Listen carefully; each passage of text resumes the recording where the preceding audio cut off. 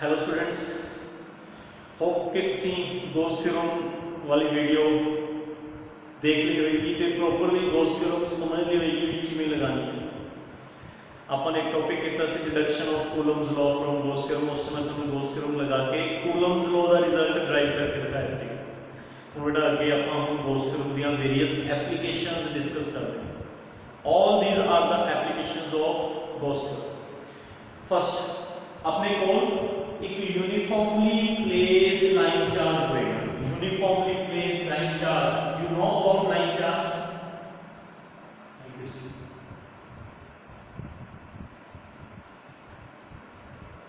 And in बहुत सारे point charges line की फॉर्म होंगे। लाइन की फॉर्म सपोज करो ये टोटल चार्ज क्या हुए हैविंग लेंथ l, यदि लाइन चार्ज है तो याद है चैप्टर फर्स्ट दे लास्ट अपन एक टॉपिक पढ़े सी continuous charge distribution. When a large number of point charges are placed continuously then its distribution is known as continuous charge distribution। बेटा कितने तरह की होती है continuous charge distribution? याद है थोड़े? याद है? 3 types। which one? linear charge distribution, surface charge distribution, volume charge distribution। linear charge distribution केड़ी होती है? when charge is placed along the line। surface charge distribution when charge is placed on the surface area। volume charge distribution when charge is placed inside the volume। याद है एक केड़ी distribution है? इस charge surface area पे नहीं पिया, इस चार्ज वॉल्यूम च नहीं पिया, इस चार्ज बस लाइन दी फॉर्म्स पे। लाइन दी forms that is known as linear charge distribution. जे लीनियर चार्ज डिस्ट्रीब्यूशन है तो बेटा डेंसिटी केड़ी यूज करोगे? डेंसिटी 3 डेंसिटीज पढ़िया सी केड़े केड़ियां? Lambda, sigma, rho. Lambda is linear charge density, sigma is surface charge density, rho is volume charge density. Lambda का फार्मूला होता है चार्ज अपॉन लेंथ, एदा चार्ज अपॉन एरिया, एदा चार्ज अपॉन वॉल्यूम, है ना? ਤੁਹਾਨੂੰ ਦੱਸਿਆ ਸੀਗਾ ਵੀ ਜੇ ਤੁਸੀਂ ਵੋਲਿਊਮ ਚਾਰਜ ਡਿਸਟ੍ਰੀਬਿਊਸ਼ਨ ਲੈ ਰਹੇ ਹੋ ਤਾਂ ਅਸੀਂ ਰੋ ਯੂਜ਼ ਕਰਾਂਗੇ। ਫਾਰਮੂਲਾ ਚਾਰਜ अपॉन ਵੋਲਿਊਮ, ਇਹਦਾ ਫਾਰਮੂਲਾ ਇਹ ਹੁੰਦਾ ਸੀਗਾ dq/dl, dq/ds, dq/dv। याद है ना? Total charge upon total volume या small amount of charge upon small volume, total charge upon total area या small amount of charge upon small area, total charge upon total length या small amount of charge upon small amount of length. है याद बेटा? ਤਾਂ ਹੁਣ ਇਹ ਕਿਹੜੀ distribution ਹੈ? It is linear charge distribution. ਤਾਂ ਅਸੀਂ ਡੈਂਸਿਟੀ ਕਿਹੜੀ ਯੂਜ਼ ਕਰਾਂਗੇ? ਲੈਂਡਾ। ਇਹਦੀ ਲੀਨੀਅਰ ਚਾਰਜ ਡੈਂਸਿਟੀ बेटा ਲੈਂਡਾ, ठीक है? Linear charge density is lambda. Lambda का फार्मूला चार्ज अपॉन लेंथ, इन्हें यूज करेंगे। ठीक है, समझ गए? आपने कौन क्वेश्चन की है? Question what is our question? Our question is कि अपने को लीनियर चार्ज है, एक लाइन चार्ज है। इस लाइन चार्ज का इस लाइन चार्ज को कुछ डिस्टेंस की दूरी पे at some distance ਅਸੀਂ बेटा पूरे इलेक्ट्रिक फील्ड इंटेंसिटी फाइंड करनी है, E की वैल्यू फाइंड करनी है at point P। point P line charge को r डिस्टेंस की दूरी पे। लाइन चार्ज पे बेटा कितना चार्ज है? Q, ਇਹਦੀ लेंथ कितनी है? L, ਇਹਦੀ linear charge density, linear charge density lambda कितनी है बेटा? लीनियर चार्ज डेंसिटी कितनी है? लैम्डा। अपन इस लाइन चार्ज को at some distance ऊपर या नीचे, या ऊपर या नीचे इलेक्ट्रिक फील्ड इंटेंसिटी फाइंड करनी है। इस स्पेस या इस स्पेस किते भी we have to find E by applying Gauss theorem। by applying Gauss theorem ਅਸੀਂ ਇਹ E फाइंड कर सकते हैं। बट Gauss theorem लगाने वास्ते याद है ना, Gauss theorem कदे भी ओपन सरफेस पे एप्लीकेबल नहीं होगा। If you want to apply Gauss theorem you must require a closed surface known as Gaussian surface। याद है? ਤੇ ਤੁਹਾਨੂੰ ਦੱਸਿਆ ਸੀ ਵੀ ਜੇ ਚਾਰਜ ਪੁਆਇੰਟ ਦੀ ਫਾਰਮ ਚ ਹੋਵੇ, if charge is in the farm of point, ਤਾਂ ਕਿਹੋ ਜਿਹਾ Gaussian surface ਲੈਣਾ ਹੁੰਦਾ ਹੈ? स्फेरिकल, क्योंकि सारे स्फीयर पे ई की वैल्यू की है सेम।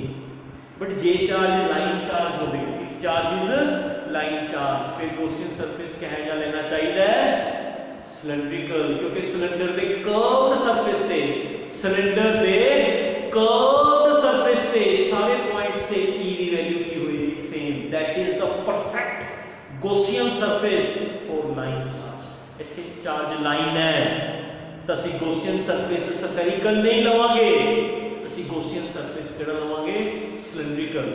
ठीक है, तो बेटा गॉसियन सरफेस ਜਿਹੜਾ ਵੀ ਲਓਗੇ ਉਹ ਉਸ ਪੁਆਇੰਟ ਚੋਂ ਪਾਸ ਹੋਣਾ ਜ਼ਰੂਰੀ ਹੈ ਜਿੱਥੇ ਤੁਸੀਂ E ਫਾਈਂਡ ਕਰਨੀ ਹੈ। ਇਹ ਪੁਆਇੰਟ ਖਿਆਲ ਚ ਰੱਖਿਓ, ਜਿਸ ਪੁਆਇੰਟ ਤੇ ਤੁਸੀਂ E ਫਾਈਂਡ ਕਰਨੀ ਹੈ ਤੁਹਾਡਾ गॉसियन सरफेस उस पॉइंट चो पास होना जरूरी है।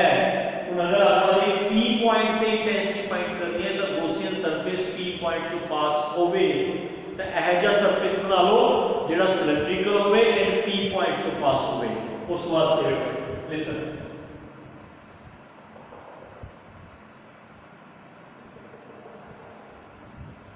ये अपनी गॉसियन सरफेस ड्रॉ कर।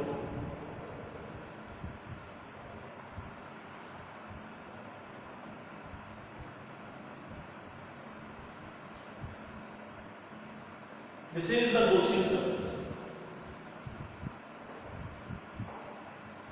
इस सरफेस दे सारे कर्व्ड सरफेस एरिया पे एट कर्व्ड सरफेस एरिया सारे पॉइंट पे E की होएगा सेम, क्योंकि जेड़ा कर्व्ड सरफेस एरिया है, कर्व्ड सरफेस एरिया इस चार्ज तो इक्वल डिस्टेंस पे है, बराबर डिस्टेंस पे, बराबर डिस्टेंस पे होने करके सारे पासे E की वैल्यू की होएगी सेम। क्लियर? हुन ਅਸੀਂ गॉस थ्योरम अप्लाई करांगे इस गॉसियन सरफेस से एंड P फाइंड करना है। ठीक है बेटा, मैं ਤੁਹਾਨੂੰ इलेक्ट्रिक फील्ड लाइन वाले टॉपिक च करवाया हुआ है। इलेक्ट्रिक फील्ड लाइन वाला टॉपिक रिमाइंड करो ਤੇ ਦੱਸੋ ਮੈਨੂੰ ਇੱਕ ਪੋਜ਼ਿਟਿਵ ਚਾਰਜ ਕਾਰਨ ਇੱਕ ਪੋਜ਼ਿਟਿਵ ਲਾਈਨ ਚਾਰਜ ਕਾਰਨ ਇਲੈਕਟ੍ਰਿਕ ਫੀਲਡ ਲਾਈਨਸ ਕਹੇ ਜਿਹੇ ਹੁੰਦੀਆਂ ਤੇ ਕਿੱਧਰ ਹੁੰਦੀਆਂ ਯਾਦ ਹੈ? Due to a positive charge electric field lines outwards ਹੁੰਦੀਆਂ ਨੇ। ਜੇ ਚਾਰਜ ਲਾइन है तो इलेक्ट्रिक फील्ड लाइंस है पैरेलल लाइन की form in the form of parallel. एम याद है चैप्टर सेकंड च पढ़िया सी ना भी अगर लाइन चार्ज होवे, लाइन चार्ज कारण electric field lines parallel line की फॉर्म होंगी, पॉजिटिव चार्ज है तो आउटवर्ड होंगी, नेगेटिव चार्ज है तो इनवर्ड होंगी। तो बेटा इस पॉजिटिव चार्ज कारण इलेक्ट्रिक फील्ड लाइंस किधर को होंगी, देखो पॉजिटिव चार्ज कारण मैं तो कुछ इलेक्ट्रिक फील्ड लाइंस दिखा देते हैं, ज्यादा इशू कर दो बेटा, कंफ्यूज नहीं करना। ओके, एक कुछ इलेक्ट्रिक फील्ड लाइंस में तुम शो कर ऊपर वाली साइड ऊपर लो, नीचे वाली साइड नीचे।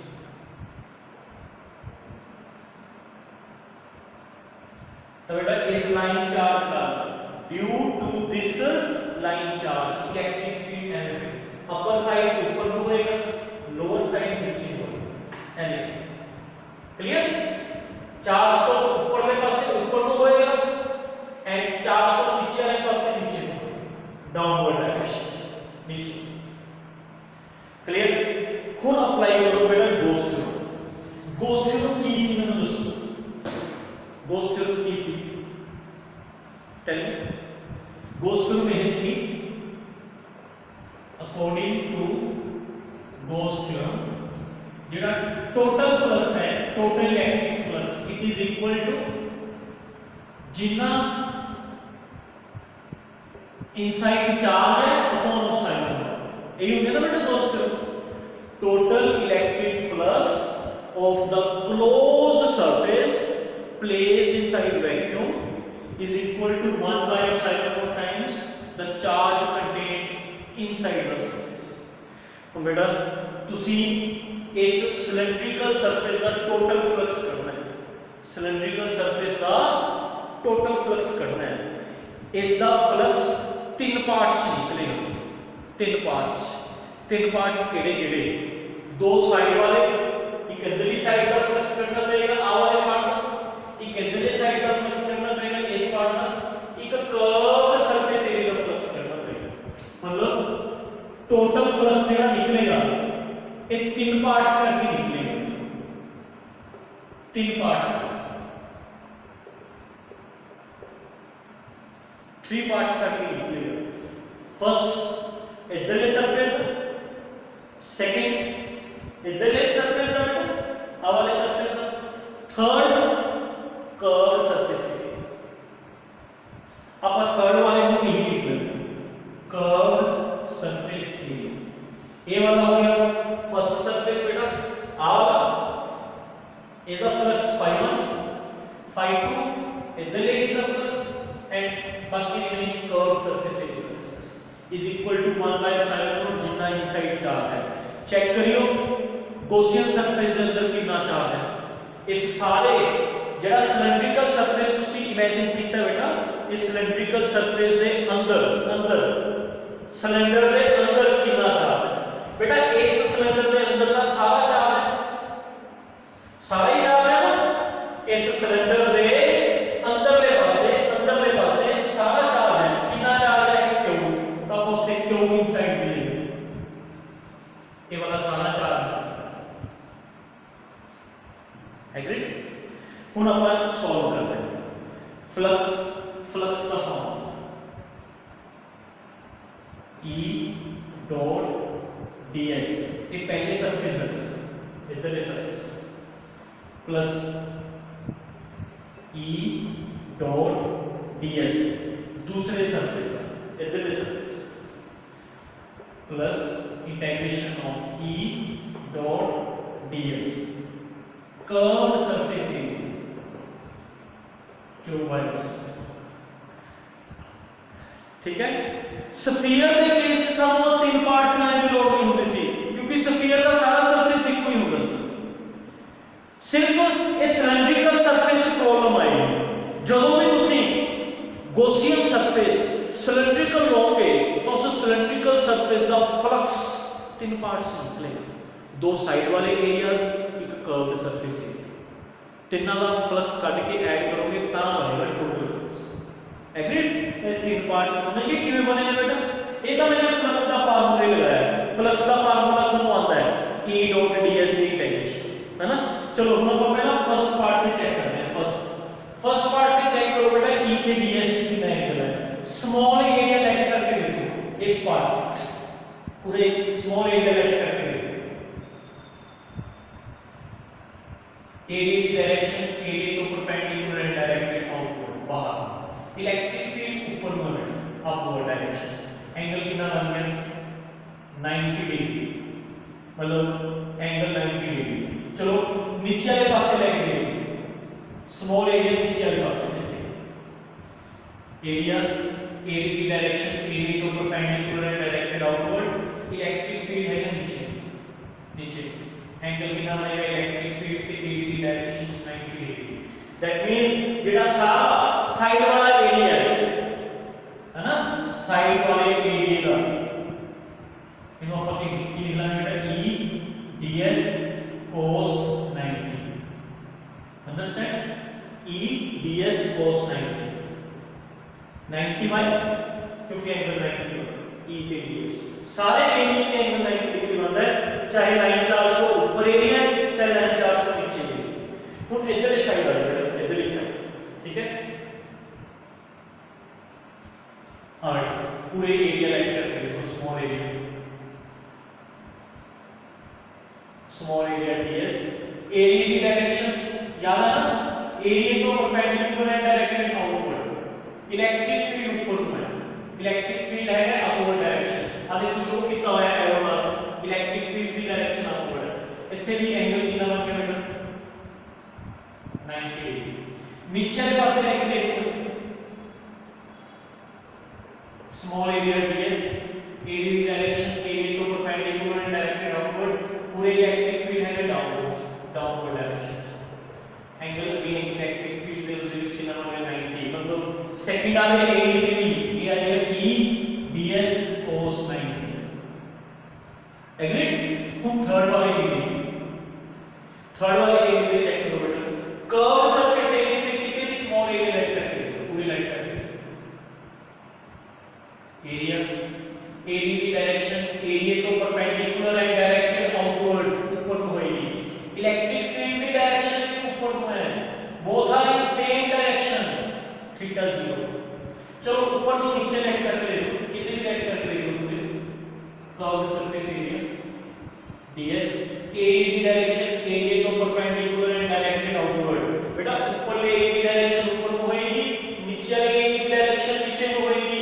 एरिया तो याद है ना, एरिया की डायरेक्शन, एरिया तो परपेंडिकुलर एंड बाहर को लानी है, बाहर को अंदर को नहीं लानी, तो ये बाहर को जाएगी। Electric field downward direction, downward, electric field and area both are in same direction, theta 0, मतलब कर्व सरफेस एरिया पे on curve surface area theta 0, इधर बेटा एज इट इज सेम, क्यों बाय एप्सिलॉन। और cos 90 0, पहली टर्म 0, cos 90 0, सेकंड टर्म का flux 0, कल third term रह गया cos 0 1 होना है, e की वैल्यू सारे कर्व सरफेस एरिया पे सेम है, e की वैल्यू सारे गॉसियन सरफेस पे की होगी सेम, तो बेटा सारे सरफेस पे e की वैल्यू सेम हो करके e comes outside, agreed, 1ds Q by epsilon. केड़ा सरफेस एरिया बेटा, curve surface area, it is curve surface area. जेडे फर्स्ट वाले सेम, फर्स्ट एंड सेकंड वाले उनका दा फ्लक्स 0 है बेटा, दो साइड वाले एरिया का फ्लक्स 0 है भाई, 0 क्यों है, क्योंकि एंगल 90 डिग्री बन गया, एंगल 90 डिग्री बन गया तो जिसका डॉट प्रोडक्ट है 0 बन गई, इट बिकम्स 0, अभी 0 बन गई, अभी 0 बन गई, सिर्फ कर्व सरफेस एरिया बच गया। ओके, ਹੁਣ दोस्तों 1ds की इंटीग्रेशन दोस्तों, integration of 1ds, it is s 1ds integration s, what is ds, small area है ना, so what is s, s is जेड़ा ए वाला एरिया, आ वाला area, s is curve surface area, and बेटा सिलेंडर का curve surface area, cylinder का curve surface area formula क्या होता है, 2 पाई r h, h का रोल कौन प्ले कर रहे हैं, h का रोल कौन प्ले कर रहे हैं, l, सो सिलेंडर दे बेटा समझ गए 1ds ਦੀ इंटीग्रेशन एरिया, केड़ा एरिया जिसकी ਤੁਸੀਂ इंटीग्रेशन कर रहे हो, बेटा किसकी इंटीग्रेशन कर रहे हो, कर्व सरफेस एरिया की इंटीग्रेशन कर रहे हो, तो 1ds ਦੀ इंटीग्रेशन आएगी curve surface area, and cylinder का कर्व सरफेस एरिया की नाम बेटा 2 पाई r h होता है, h is height of cylinder, cylinder की हाइट, सिलेंडर की लेंथ होगी,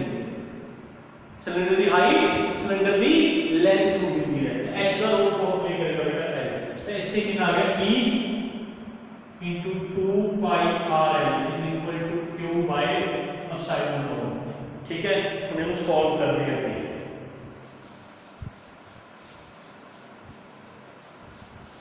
हाँ लगे e नीचे ले लो, सॉरी e नहीं 2 pi rl नीचे ले लो,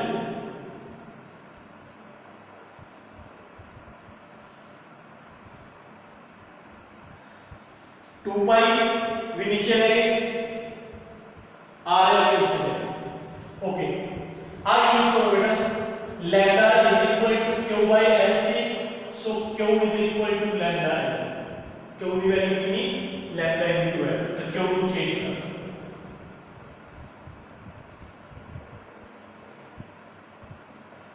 एल ना एल कैंसिल, ये बन गया ई का formula 1 by 2 pi epsilon naught lambda by r, इन थोड़ा मॉडिफाई करते हैं, क्यों मॉडिफाई करते हैं, क्योंकि सानू 1/2 पाई एप्सिलॉन नॉट की वैल्यू नहीं पता, सामने की वैल्यू पता है,